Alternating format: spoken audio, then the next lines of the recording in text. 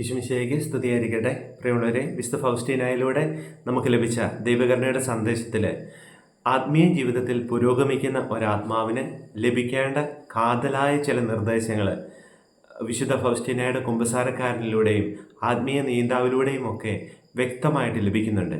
അത്തരം ഒരു സന്ദേശഭാഗമാണ് നമ്മൾ ഇന്ന് വിചിന്തനത്തിനായിട്ട് സ്വീകരിക്കുക.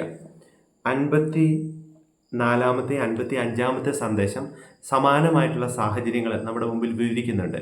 എന്താണ് പ്രതിസന്ധി? ഇവിടെ ഈശോയോട് വിശുദ്ധ ഫൗസ്റ്റീന ചോദിക്കുകയാണ്, ഈശോ, നീ ശരിക്കും എൻ്റെ ദൈവമാണോ അതോ നീ ഒരു ഭൂതമാണോ? കാരണം പലപ്പോഴും എൻ്റെ ആത്മീയ അനുഭവങ്ങൾ ഞാൻ എൻ്റെ സുപ്പീരിയേഴ്സിനോട് പറയുമ്പോൾ അവർ പറയുക, പിശാചി പോലും പ്രകാശപൂർണനായിട്ടുള്ള മാലാഖയുടെ രൂപത്തിൽ പ്രത്യക്ഷപ്പെടുമെന്നൊക്കെയല്ലേ പറയുക.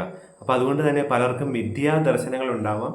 പിശാചായിരിക്കാം, ഭൂതങ്ങളായിരിക്കാം, അത് ഈശോ തന്നെയാണെന്ന് നീ അത്ര ഉറപ്പ് വരുത്തേണ്ടതില്ല. അപ്പോൾ വിശുദ്ധ ഫൗസ്റ്റീനയുടെ നിഷ്കളങ്കതയിൽ അവൾ ഈശോ പ്രത്യക്ഷപ്പെട്ടു എന്ന് കരുതുന്ന ഒരു നിമിഷത്തിൽ അവൾ ഈശോയോട് ചോദിക്കുകയാണ്, ഈശോയെ, നീ ശരിക്കും എൻ്റെ ദൈവം തന്നെയാണോ? നീ ഈശോ തന്നെയാണോ അതോ വല്ല ഭൂതോ പിശാചോ ഒക്കെയാണോ? ഈശോ ഉടനെ അവളുടെ നേരെ നോക്കി പുഞ്ചിരിച്ചുകൊണ്ട് അവളുടെ തുറവിയെ ഈശോ വളരെ സന്തോഷത്തോടെ സ്വീകരിക്കുകയാണ്. കാരണം അത് ഏറ്റവും സരളമായിട്ടുള്ള സംസാരമാണ്, ഏറ്റവും തീവ്രമായിട്ടുള്ള പ്രാർത്ഥനയും അതുതന്നെയല്ലേ. ഏറ്റവും തുറവിയോടെ, സരളതയോടെ, നിർമ്മലതയോടെ, സത്യസന്ധമായിട്ടുള്ള ഹൃദയപരമാർത്ഥതയോടുള്ള സംസാരം തന്നെയല്ലേ ദൈവത്തെ ഏറ്റവും അധികം പ്രീതിപ്പെടുത്തുന്ന, ഒരാത്മാവിന് ഏറ്റവും ഗുണം ചെയ്യുന്ന പ്രാർത്ഥന. ഈശോ ഉടനെ വിശുദ്ധ ഫൗസ്റ്റീനയെ കരമുയർത്തി ആശീർവദിക്കുകയാണ്. കുരിശടയാളം വരച്ച് കുരിശ് അടയാളത്തിൽ ആശീർവദിക്കുന്നു. വിശുദ്ധ ഫൗസ്റ്റീന ഉടനെ കുരിശ് വരച്ചുകൊണ്ട് അത് സ്വീകരിക്കുകയാണ്. ഈശോയെ സംശയിച്ചതിനെ പ്രതി അവൾ മാപ്പ് ചോദിക്കുന്നുണ്ട്. ആ ഒരു അവസരത്തിൽ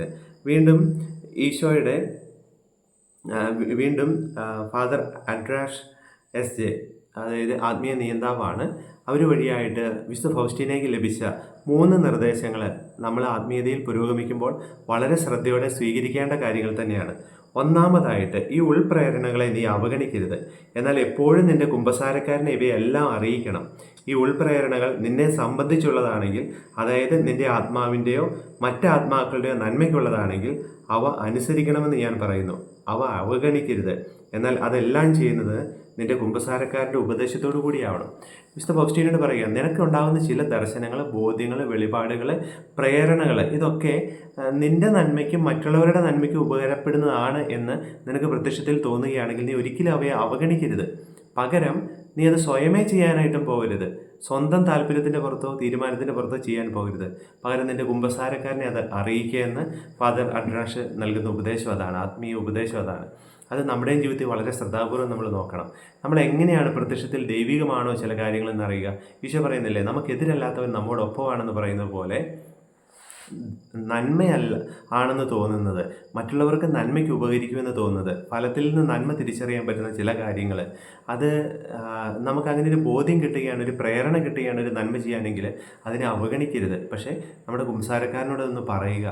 കൗദാശികമായ ഒരു സാഹചര്യത്തിലും സാന്നിധ്യത്തിലും ഒരു കൂദാശയിൽ ഇത് കുമ്പസാരക്കാരൻ ശ്രവിച്ചു കഴിയുമ്പോൾ അത് തീർച്ചയായിട്ടും അത് ദൈവികമായിട്ടുള്ളൊരു മറുപടിയും നിയന്ത്രണവും അതുപോലെ തന്നെ നിർദ്ദേശങ്ങളും അവിടെ ലഭിക്കാനുള്ള സാധ്യത വളരെ കൂടുതലാണ്, വളരെ കൃത്യമാണ്. രണ്ടാമത്തെ കാര്യം എന്ന് പറയുന്നത്, വിശ്വാസത്തിനും സഭയുടെ അരൂപിക്കും ചേരാത്ത വിധമാണ് ഈ ഉൾപ്രേരണയെങ്കിൽ അവയെ ഉടനെ തള്ളിക്കളയണം. എന്തെന്നാൽ അവ ദുഷ്ടാരൂപിയിൽ നിന്ന് വരുന്നതാണ്.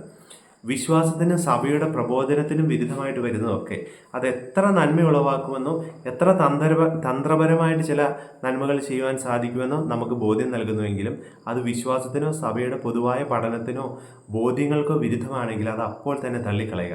അത് ഉള്ളിൽ വെച്ചുകൊണ്ടിരിക്കരുത്. അതിനെ വളരെ മനോഹരമായ പദ്ധതിയാണെങ്കിലും വേറെ ഏതെങ്കിലും രീതിയിൽ ചെയ്യാമോ എന്ന് പോലും ശ്രദ്ധിക്കാനായിട്ട് പോകണ്ട. കാരണം അത് പ്രത്യക്ഷത്തിൽ തന്നെ, ഫലത്തിൽ തന്നെ അത് സഭയുടെ പ്രബോധനത്തിന് വിരുദ്ധമാണ്. ഭൂമിയിൽ അഴിക്കാനും കെട്ടാനും അധികാരം ലഭിച്ചിരിക്കുന്ന സഭയ്ക്ക് തന്നെയാണ്. അതുകൊണ്ട് തന്നെ അതിന് വിരുദ്ധമായിട്ട് വരുന്നത് നമ്മൾ എത്രയോ ജ്ഞാനികളാണെങ്കിൽ പോലും അതിനെ അന്നേരം തന്നെ തള്ളിക്കളയണമെന്നുള്ള നിർദ്ദേശമാണ്. ശരിക്കും അത് ദൈവദത്തമായിട്ടുള്ളൊരു നിർദ്ദേശം തന്നെയാണ്. കാരണം ഒരുവൻ്റെ ശക്തി, ഒരുവൻ്റെ ബോധ്യം, അതൊക്കെ പലപ്പോഴും മാനുഷികമായ പല കാര്യങ്ങളാലും നിയന്ത്രിക്കപ്പെടാം. അപ്പോൾ അതനുസരിച്ച് അവൻ മുന്നോട്ട് പോയാൽ തീർച്ചയായിട്ടും തെറ്റുകൾ പറ്റാം. മൂന്നാമതായിട്ട്, ഈ ഉൾപ്രേരണകൾ പൊതുവായ ആത്മാക്കളെ സംബന്ധിച്ചതോ അവരുടെ രക്ഷയെ ഉദ്ദേശിച്ചുള്ളതോ അല്ലെങ്കിൽ അവയെ കാര്യമായി പരിഗണിക്കേണ്ടതില്ല. അവയെ അവഗണിക്കുന്നതാണ് ഉചിതം. അതുപോലെ നീ ഒരിക്കലും തനിയെ നയിക്കപ്പെടാൻ ഇടയാവരുത്. ദൈവകൃപകൾ ഉണ്ടെങ്കിലും വഴിതെറ്റാനിടയുണ്ട്. എളിമ, എപ്പോഴും എളിമ. നമുക്ക് തനിയെ ഒന്നും ചെയ്യുവാൻ സാധ്യമല്ല. എല്ലാം പൂർണ്ണമായും ദൈവകൃപയിലൂടെ മാത്രമാണ് സാധ്യമാകുന്നത്.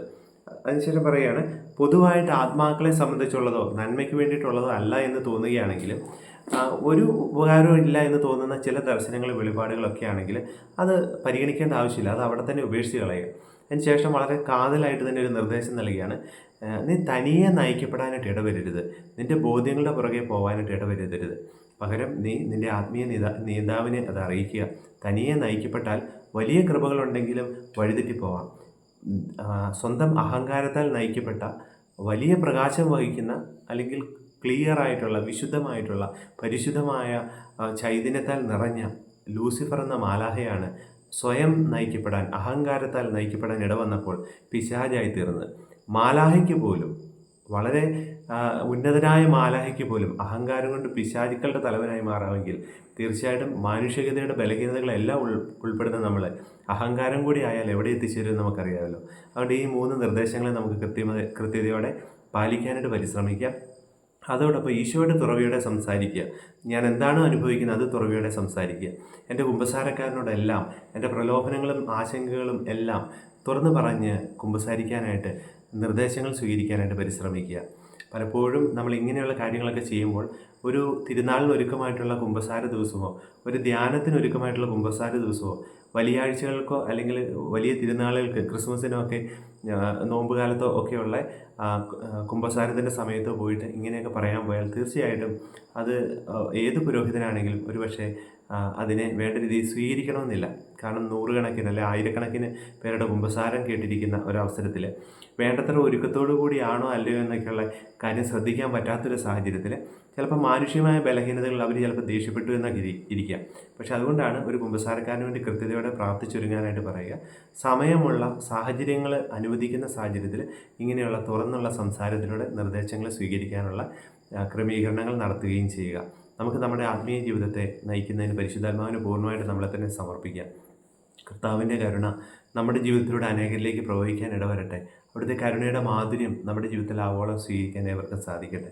നമ്മുടെ കർത്താവായ യേശു മിശിഹായുടെ കൃപയും പിതാവായ ദൈവത്തിൻ്റെ സ്നേഹവും പരിശുദ്ധാത്മാവിൻ്റെ സഹവാസവും നാം എല്ലാവരോടും കൂടെ ഉണ്ടായിരിക്കട്ടെ, ഇപ്പോഴും എപ്പോഴും എന്നേക്കും.